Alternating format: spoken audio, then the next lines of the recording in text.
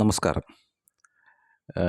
ഞാനിന്ന് ഈ വീഡിയോയിൽ വരാൻ കാരണം, അതായത് ഇപ്പോഴത്തെ ലേറ്റസ്റ്റ് ടെക്നോളജികളായ, അതായത് ഇൻഡസ്ട്രി 4.0 ഇതാണിപ്പോൾ ടെക്നോളജിയിലെ ഏറ്റവും ഇപ്പോഴത്തെ റണ്ണിങ് കണ്ടീഷനിലെ പില്ലേഴ്സ്. അതായത് ഇപ്പോൾ ഇൻഡസ്ട്രിയിലെ, അതായത് 2024 ടെക്നോളജി ലെവലിൽ, അഡ്വാൻസ് ടെക്നോളജി ലെവൽ റൺ ചെയ്യുന്നത്. അപ്പോൾ ഇതിലിപ്പോഴത്തെ ലേറ്റസ്റ്റ് ടെക്നോളജി ബേസ് ചെയ്ത് വെച്ചിട്ട് കുറേ ലോട്ട് ഓഫ് കോഴ്സസ് റൺ ചെയ്യുന്നുണ്ട്. അതേപോലെ ലോങ് ടേം കോഴ്സസ് റൺ ചെയ്യുന്നുണ്ട്. അതുപോലെ ഷോർട്ട് ടേം കോഴ്സസ് റൺ ചെയ്യുന്നുണ്ട്. അതേപോലെ അതിനനുസരിച്ചുള്ള വർക്ക്ഷോപ്സ് റൺ ചെയ്യുന്നുണ്ട്, സെമിനാർസ് എല്ലാം റൺ ചെയ്യുന്നുണ്ട് ഈ പില്ലേഴ്സ് വെച്ചിട്ട്.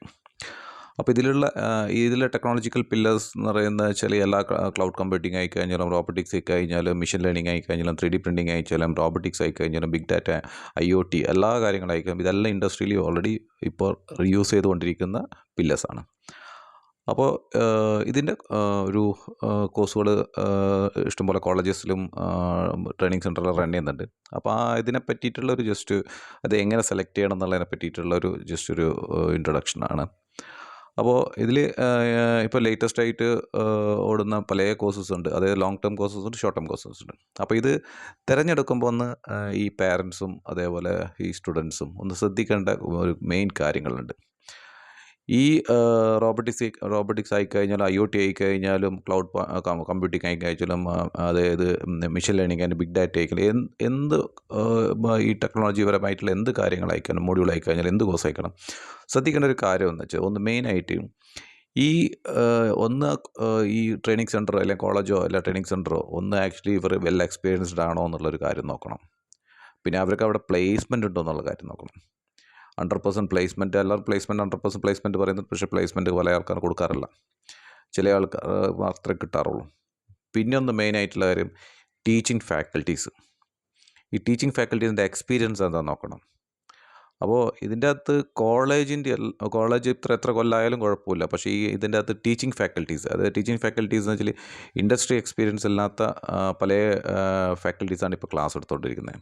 പക്ഷെ അവർ ക്ലാസ് എടുത്ത് കഴിഞ്ഞിട്ട് ഈ സ്റ്റുഡൻസ് ഇവിടെ ഇൻഡസ്ട്രിയിലേക്ക് വന്നു കഴിഞ്ഞാൽ ഇൻഡസ്ട്രി മാനേജ്മെൻറ്റിന് വളരെ പ്രോബ്ലമാണ്. അതായത് സാലറി, ചില ആൾക്കാർ പാക്കേജ് ഉണ്ടാകും. അപ്പോൾ ആ പാക്കേജ് നമുക്ക് കൊടുക്കാൻ പറ്റില്ല.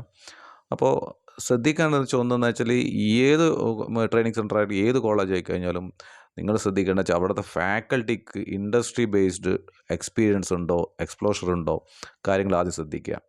അത് പല ഫാക്കൽറ്റീസുകൾക്കും ഇൻഡസ്ട്രി എക്സ്പ്ലോഷർ ഇല്ല, നമ്മൾ കണ്ടെടുത്തോളം. അപ്പോൾ അതേപോലെ ലാബ് സെറ്റപ്പ്, അധിക കോളേജസിലും ഷോർട്ട് ടൈം ട്രെയിനിങ് സെൻ്ററൊന്നും ലാബ് സെറ്റപ്പ് ഇല്ല. അപ്പോൾ അതൊന്ന് മെയിനായിട്ട് അതായത് ഫാക്കൽറ്റീസ് ആയിക്കഴിഞ്ഞാൽ ആരായിക്കഴിഞ്ഞാലും അവർക്ക് ആക്ച്വലി നിങ്ങൾക്ക് ചോദിക്കാനുള്ള ഉത്തരവാദിത്വമുണ്ട്. പാരൻസിനായിക്കഴിഞ്ഞാലും സ്റ്റുഡൻസ് ആയിക്കഴിഞ്ഞാലും നിങ്ങളുടെ ഫാക്കൽറ്റിക്ക് എന്താ നിങ്ങളെ എക്സ്പീരിയൻസ്, ഇൻഡസ്ട്രി എക്സ്പീരിയൻസ് എന്താണെന്ന് ചോദിക്കാം. ഇപ്പം കണ്ടുവരുന്നതെന്ന് വെച്ചാൽ ഇപ്പം പോളിടെക്നിക് ആയിക്കഴിഞ്ഞാലും, അതേപോലെ ഷോർട്ട് ടേം കോഴ്സസ് ആയിക്കഴിഞ്ഞാലും എവിടെയും റൺ ചെയ്യുന്നത് ഒരു BTech ഒരു MTech കഴിഞ്ഞാൽ നേരെ ഡയറക്റ്റ് ക്ലാസ് എടുക്കാൻ വേണ്ടിയിട്ടാണ് പോകുന്നത്. അപ്പം ഒരു MTech BTech കഴിഞ്ഞിട്ട് ഒരു കമ്പനിയിലും ഒരു 1 month ഇൻഡസ്ട്രിയൽ ട്രെയിനിങ്ങോ അല്ലെങ്കിൽ ഒരു 2 months ഇൻഡസ്ട്രിയൽ ട്രെയിനിങ്ങോ 3 months ഇൻഡസ്ട്രിയൽ ട്രെയിനിങ്ങോ വന്നു കഴിഞ്ഞാൽ ഒരു BTechകാരുടെയും MTechകാരുടെയും കേപ്പബിലിറ്റീസ് ഇവിടെയുള്ള എല്ലാ ഇൻഡസ്ട്രിക്കാർക്കും അറിയുന്നതാണ്. ഒരു MTechും BTech കഴിഞ്ഞിട്ട് വന്ന ഏതൊരു വ്യക്തിൻ്റെയും കേപ്പബിലിറ്റീസും അവരുടെ എക്സ്പീരിയൻസും നോളജും നമുക്കറിയാം. അപ്പം അങ്ങനത്തെ ആൾക്കാരാണ് പോയിട്ട് ഓരോ കോളേജിൽ ടീച്ച് ചെയ്യാനും അതേപോലെ ഷോർട്ട് ടേം ട്രെയിനിങ്ങുള്ള ക്ലാസ്സുകളിലെല്ലാം പഠിപ്പിക്കാൻ നിൽക്കുന്നത്. പിന്നെ ചില സ്റ്റുഡൻസ്, അതായത് ഈ കുറേ ഇഷ്ടംപോലെ ഷോർട്ട് ടേം കോഴ്സസ് റൺ ചെയ്യുന്ന ട്രെയിനിങ് സെൻറ്റേഴ്സ് ഉണ്ട്. അപ്പോൾ അവിടെ ഇവർ ആക്ച്വലി ഒന്നുകിൽ സിലബസ്, അതായത് ഇവരെ സബ്ജക്റ്റ് ഏതെങ്കിലും ഫെയിൽ ആയിട്ടുണ്ടാകും. അപ്പോൾ അങ്ങനത്തെ ആൾക്കാരെല്ലാം പോയിട്ട് ഇവിടെ ജോയിൻ ചെയ്തിട്ട് പഠിപ്പിക്കുന്നുണ്ട്. അവരെല്ലാം പഠിപ്പിക്കുമ്പോൾ ഒന്നെന്ന് വെച്ചാൽ അതിനനുസരിച്ചുള്ള കാശ് വാങ്ങിക്കുന്നുണ്ടാവും, ഫീസ് ചെയ്യുന്നുണ്ടാവും. അപ്പോൾ ഇത് പഠിച്ചു കഴിഞ്ഞാൽ ഇത് പഠിപ്പിക്കുന്ന സിലബസും വ്യത്യാസം ഉണ്ടാകും, ഇതെല്ലാം വ്യത്യാസം ഉണ്ടാകും. അപ്പോൾ ഇൻഡസ്ട്രി പരമായിട്ടുള്ള ആൾക്കാർ ഇതിനെപ്പറ്റി ക്ലാസ് എടുക്കുമ്പോൾ അതിൻ്റെ അഡ്വാൻറ്റേജ് വേറെ ലെവലിൽ തന്നെ വെച്ചാൽ അവർക്ക് ഇൻഡസ്ട്രി എക്സ്പ്ലോഷർ ഉള്ളതുകൊണ്ട് അവർക്ക് അതിൻ്റെ ക്ലാസ് എടുക്കും. പക്ഷേ ഈ ഫ്രഷേഴ്സ് ആയിട്ടുള്ള ആൾക്കാർ പോയിട്ട് ക്ലാസ് എടുക്കുന്ന സമയത്ത് ഇവർക്ക് ആക്ച്വലി ഒരു ഇൻഡസ്ട്രി പരമായിട്ടോ അല്ലെങ്കിൽ ഒരു ഇതുപരമായിട്ടോ ഇവർ ഗൂഗിളിലും അതേപോലെ പല സിലബസ് അവിടെ നിന്ന് കണ്ടിട്ടുള്ള ട്രെയിനിങ്ങാണ് ഇവർ എടുക്കുക. പക്ഷേ ഇൻഡസ്ട്രിയിൽ നിന്ന് വരുന്ന ആൾക്കാർ തമ്മിലുള്ള വ്യത്യാസം ഉണ്ടാവും. അപ്പോൾ അതുകൊണ്ട് പാരൻസും സ്റ്റുഡൻസും പ്രത്യേകം ഒന്ന് ശ്രദ്ധിക്കേണ്ടത്. എന്ന് വെച്ചാൽ ഇപ്പോൾ അഡ്മിഷൻ്റെ കാലമാണ്. ഇപ്പോൾ എല്ലാവരും അതായത് പുതിയ പുതിയ കോഴ്സുകൾ ചേരാൻ വേണ്ടിയിട്ട് പോകേണ്ട ഇതിലുണ്ട്. ഇപ്പോൾ പല കോഴ്സസ് ഉണ്ട്. ഇപ്പോൾ റോബോട്ടിക്സ് ആയിക്കഴിഞ്ഞാലും 3D പ്രിൻറ്റിംഗ് കഴിഞ്ഞാലും മെഷീൻ ലേണിംഗ് ആയിക്കഴിഞ്ഞാലും ബിഗ് ഡേറ്റ IoT ആയിക്കഴിഞ്ഞാലും എല്ലാത്തിനും കോഴ്സസും ഷോർട്ട് ടേം കോഴ്സും ലോങ് ടേം കോഴ്സസ് എല്ലാം ഉണ്ട്. അപ്പോൾ കഴിയുന്നതും നിങ്ങൾ ഒരു കോഴ്സിന് സെലക്ട് ചെയ്തിട്ട് ജോയിൻ ചെയ്യുന്നതിനെക്കാട്ടും മുന്നേ അവിടുത്തെ ഫാക്കൽറ്റി, അതായത് അവിടുത്തെ ട്രെയിനർക്ക് ഇൻഡസ്ട്രി എക്സ്പോഷർ ഉണ്ടോ അയാൾക്ക് ഇതിൽ, അതായത് ഏത് സബ്ജക്റ്റ് ആയിക്കഴിഞ്ഞാൽ റോബോട്ടിക്സ് ആയിക്കഴിഞ്ഞാൽ IoT ആയിക്കഴിഞ്ഞാൽ 3D പ്രിൻറ്റിംഗ് ആയിക്കഴിഞ്ഞാലും ഏത് ആയിക്കഴിഞ്ഞാലും അവർക്ക് ഇൻഡസ്ട്രിയുമായിട്ട് എക്സ്പീരിയൻസ് ഉണ്ടോ, വർക്കിംഗ് എക്സ്പീരിയൻസ് ഉണ്ടോ, എക്സ്പോഷർ ഉണ്ടോ എന്നുള്ള കാര്യങ്ങൾ നോക്കിയിട്ട് മാത്രമേ ജോയിൻ ചെയ്തിട്ട് നിങ്ങൾക്ക് കാര്യമുള്ളൂ. ഇല്ലെങ്കിൽ നിങ്ങൾ അവിടെ വെറുതെ പോയി അവർ പറയുന്നൊരു സിലബസ് പഠിക്കും. ആ സിലബസ് ഇൻഡസ്ട്രിയിൽ ഉണ്ടാവില്ല. പിന്നെ അതേപോലെ ഒരു for example mechanical software engineering കോളേജിൽ പഠിപ്പിക്കുന്ന അല്ലെങ്കിൽ പുറത്തുള്ള ട്രെയിനിങ് സെൻറ്റർ പഠിപ്പിക്കുന്ന ഒരു സോഫ്റ്റ്വെയർ ഒന്നും ഇവിടെ യൂസ് ചെയ്യുന്നില്ല. അപ്പോൾ നല്ല രീതിയിലുള്ള പല ട്രെയിനിങ് സെൻറ്ററുകളും ഇവിടെ ഓൾറെഡി ഇന്ത്യയിൽ റൺ ചെയ്തുകൊണ്ടിരിക്കുന്നുണ്ട്, ഫുൾ ലാബ് സെറ്റപ്പുള്ള. അപ്പോൾ ഫോർ എക്സാമ്പിൾ ഒന്ന് പറയുകയാണെങ്കിൽ ഇപ്പം സ്കിൽ ഡെവലപ്മെൻ്റ് ആയിക്കഴിഞ്ഞാലും ഹൈ ലെവൽ, അതായത് മിഷനറി എക്സ്പ്ലോഷർ ആയിക്കഴിഞ്ഞാൽ മിഷനറി സെറ്റപ്പ് ഉള്ളതും ലാബ് സെറ്റപ്പ് ഉള്ളതെന്ന് വെച്ചാൽ ഇപ്പോൾ ഞങ്ങൾ കണ്ടിടത്തോളം എന്ന് വെച്ചാൽ 2 ട്രെയിനിങ് സെൻറ്റർ ഇവിടെ ഇന്ത്യയിൽ റൺ ചെയ്യുന്നുണ്ട്. ഒന്ന് NDTF ആണ്, പിന്നെ ഒന്ന് CTTC എന്നിട്ട് ഭുവനേശ്വറിലാണ്. അപ്പോൾ NDTFിൻ്റെ പല സ്ഥാപനങ്ങളും പല സ്റ്റേറ്റുകളിലും റൺ ചെയ്യുന്നുണ്ട്. CTTCൻ്റെ അതുപോലെ ഭുവനേശ്വറിലും ആണ്, ഇപ്പോൾ കൽക്കട്ടയിലും പല സ്ഥലത്തും റൺ ചെയ്യുന്നുണ്ട്. ഇതേപോലെ MSMIT ടെക്നോളജി സെൻ്ററാണ്. അപ്പോൾ അവരുടെ അടുത്തെല്ലാം ഫുൾ ഫ്ലജ്ഡ് ലാബ് സെറ്റപ്പും കാര്യങ്ങളെല്ലാം അവർക്കും ഉണ്ട്. അപ്പം ബാക്കിയുള്ള കോളേജിൽ അപേക്ഷിച്ച് നോക്കുമ്പോൾ എന്ന് വെച്ചാൽ വളരെ കുറവാണ് ലാബ് സെറ്റപ്പും കാര്യങ്ങളും.